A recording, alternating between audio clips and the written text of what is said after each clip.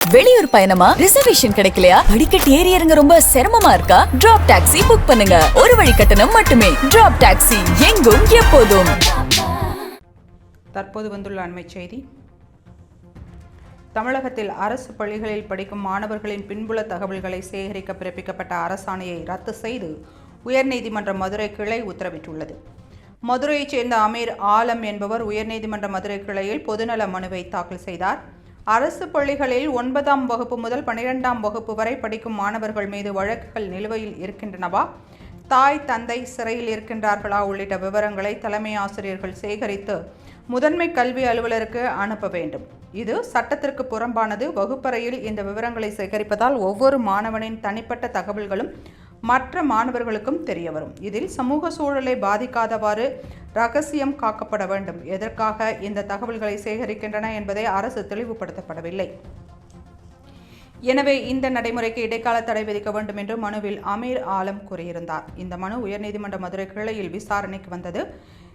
இந்த நடைமுறையை சட்டத்திற்கு புறம்பானது என்றும் மாணவர்களின் அடிப்படை உரிமைகளை மீறுவதாகவும் நீதிபதிகள் தெரிவித்தனர். பின்னர் மாணவர்களின் பின்புல தகவல்களை சேகரிக்க அரசு பிறப்பித்த அரசாணையை ரத்து செய்து நீதிபதிகள் உத்தரவிட்டனர். அண்மை செய்தியை பார்த்துக் கொண்டிருக்கிறோம். தமிழகத்தின் அரசு பள்ளிகளில் படிக்கும் மாணவர்களின் பின்புல தகவல்களை சேகரிக்க பிறப்பிக்கப்பட்ட அரசாணையை ரத்து செய்து உயர்நீதிமன்ற மதுரை கிளை உத்தரவிட்டுள்ளது. மதுரையைச் சேர்ந்த அமீர் ஆலம் என்பவர் உயர்நீதிமன்ற மதுரை கிளையில் பொதுநல மனுவை தாக்கல் செய்தார். அரசு பள்ளிகளில் 9ஆம் வகுப்பு முதல் 12ஆம் வகுப்பு வரை படிக்கும் மாணவர்கள் மீது வழக்குகள் நிலுவையில் இருக்கின்றனவா, தாய் தந்தை சிறையில் இருக்கின்றார்களா உள்ளிட்ட விவரங்களை தலைமை ஆசிரியர்கள் சேகரித்து முதன்மை கல்வி அலுவலருக்கு அனுப்ப வேண்டும். இது சட்டத்திற்கு புறம்பானது. வகுப்பறையில் இந்த விவரங்களை சேகரிப்பதால் ஒவ்வொரு மாணவனின் தனிப்பட்ட தகவல்களும் மற்ற மாணவர்களுக்கும் தெரிய வரும்.